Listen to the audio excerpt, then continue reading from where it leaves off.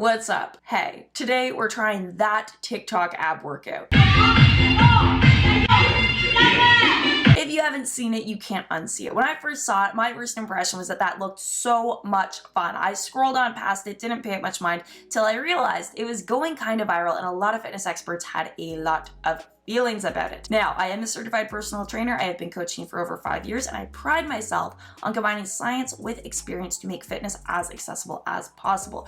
We have a lot to cover today, but before we get into it, I want to say a huge thank you to Vanity Planet for partnering with me on today's video. A few years back, I lost 20 pounds of stubborn fat, and one of my most used tools was their digital body analyzer, which I love because it measures more than just body weight, so you can understand what's actually going on with your body. We'll talk more about that later in today's video. For now, I'll put a link in the description box down below to save 60% off your order. Before we get into it, bit of context. Jenny14906 seems to be the originator of this content. Jenny, I'm assuming, is the name of this trainer who is most prominently featured on the page and leads group exercise classes. Based on the Q&A on their page, TikTok is the only place they post their workouts, so no full-length YouTube videos or classes you can buy. Their videos are focused on weight loss. Looking at their classes, their strategy seems to involve a combination of moderate to high intensity, very sweaty activity, 1 hour of exercise per day, and doing a combination of moves like these for 5 minutes each. Now, this is the move that has gone the most viral and I think has led to some confusion because some people following it and even some of the experts reviewing this trend seem to think that this is all that's involved as part of their strategy.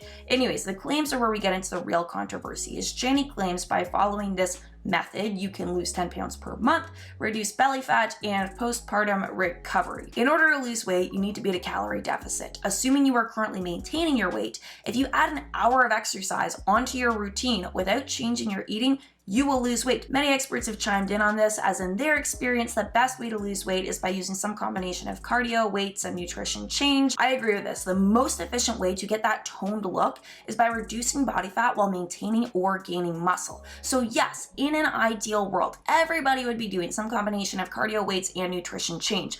But if you were just starting out, that might be a lot to ask, and depending on your starting fitness level, workouts like these may be enough to maintain what muscle you already have. It depends. When I was on my weight loss journey, I made a lot of changes to my training and nutrition. I did a lot of experimentation, and what I found helpful was using the digital body analyzer to A, make sure I was actually losing weight, and B, see where that weight was coming from. Was I losing fat? Was I losing muscle? Was I losing water weight? I haven't weighed myself in a bit, so this will be a surprise for you and I both, but I want to show you how the scale works. So we're going to start by tapping the scale to wake it up.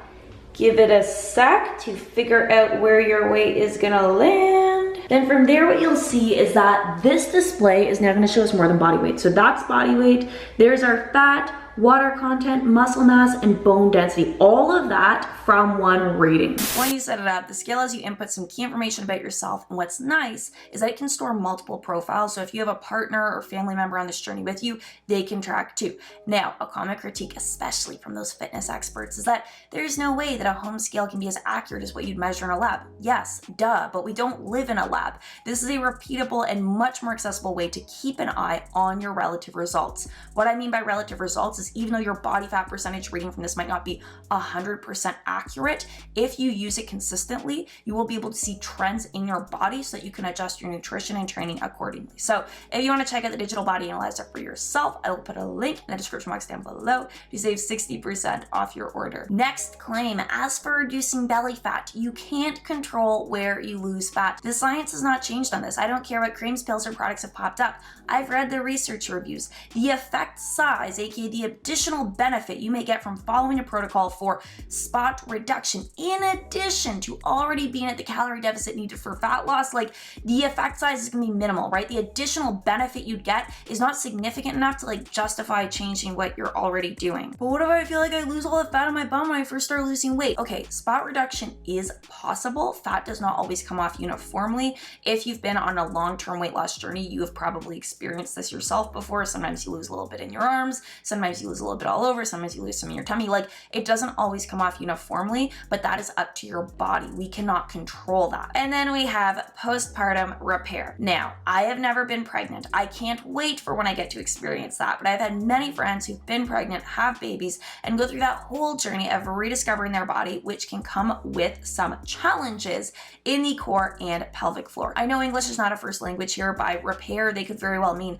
tightening up loose skin, losing the belly fat, bouncing back after having a baby, which I still don't love the phrasing of those claims. But when I hear repair, I think recovery, rehab even. There are many muscle-related injuries that can come with pregnancy, and while these can definitely be repaired, I would be weary of working out at this intensity. I am not a medical professional. This is not medical advice. I would just be cautious. Beyond pregnancy, there's still risk of injury, as there would be with any workout, but where I think this can get tricky is when we blur the line between fun dance moves and focused exercise. While we're still moving to the beat, it's important that we treat each movement as a rep with a focus on safety and form rather than just using momentum to complete the range of motion. All right, we'll talk more about that. For now, onto the workout. Okay, so I didn't record my warm-up, but I did record my core activation. Here I'm starting with a breathing activation, laying on the ground, legs bent up, back in its natural arch. I start with a big inhale as I'm trying to fill my tummy. Then on the exhale, I focus on pulling my belly button down to the ground and scooping my hips up toward the ceiling. I then move this same movement to a wall leaning position, standing up, just so I could make sure I had that mind muscle connection with my core and pelvic floor, as many of Janie's movements require very good hip and core control, like almost on, I've never belly danced before, but maybe almost on that level. So moving into the main workout, I'm tracking this as a dance workout on my Apple Watch so I can get an idea of the intensity and calories burned by this workout. Based on what we know about what Janie recommends, I'm aiming for 1 hour of exercise with 5 minutes per move.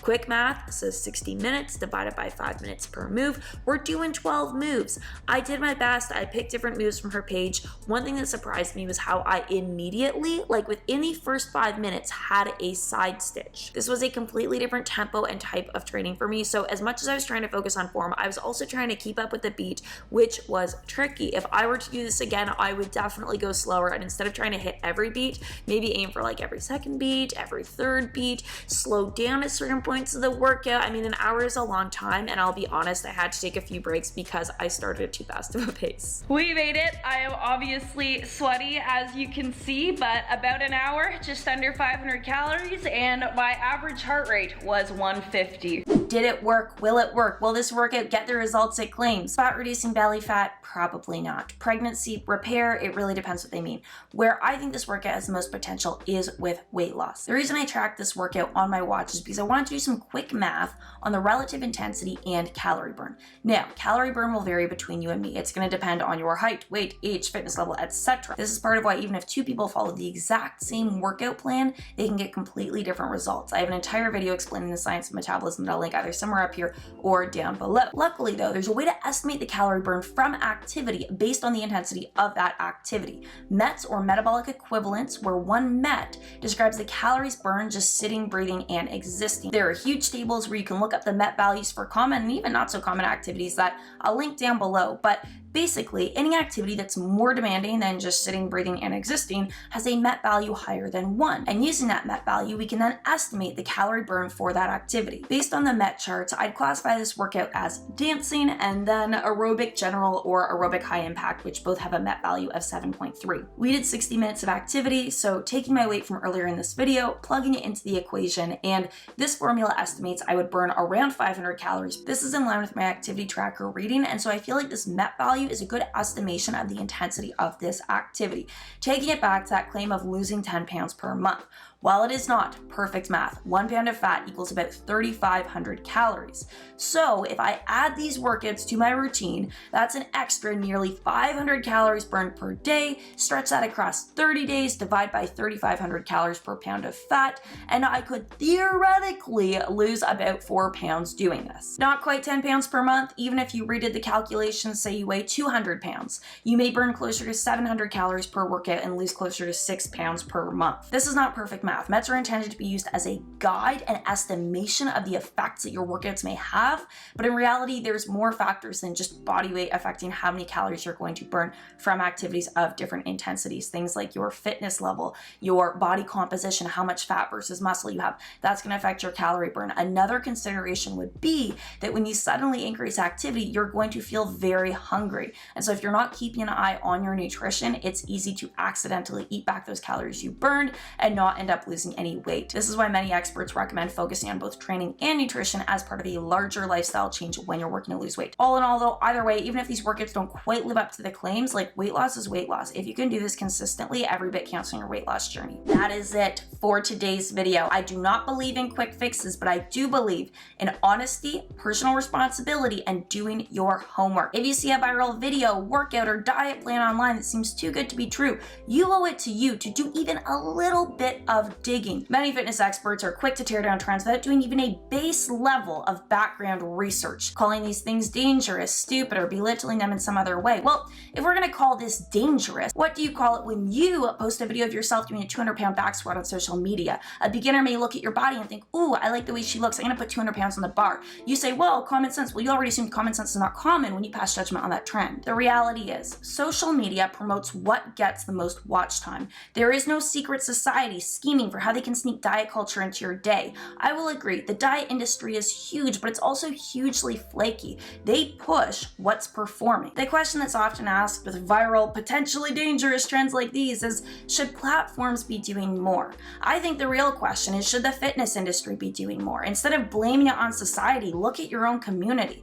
There is clearly a gap that is not being addressed, and a way that we might start addressing that gap is by stopping shaming people for the trends they follow or people they find inspiring. I'd rather compliment people and look for similarities between our approaches rather than tear them down and potentially discourage someone along the way. My first impression of Janny stands. I thought her workouts looked fun, and you know what? That workout was fun. It was brutal, but it was fun. While I disagree with her claims of spot reduction and postpartum repair, if you spend even 5 minutes scrolling Janny's page, she lays out her strategy very simply. 1 hour of exercise every day, 5 minutes per action. That's not 5 minutes total, that's 5 minutes per action for that hour of exercise every day. It's not easy, do it or don't, but ultimately it comes down to what you can do consistently. I hope you enjoyed this video. If you did, make sure to shoot me a thumbs up and hit that subscribe button if you haven't already. I will put a link to the digital body analyzer in the description box down below, as well as a discount to save 60% off your order. This is a slightly different style video.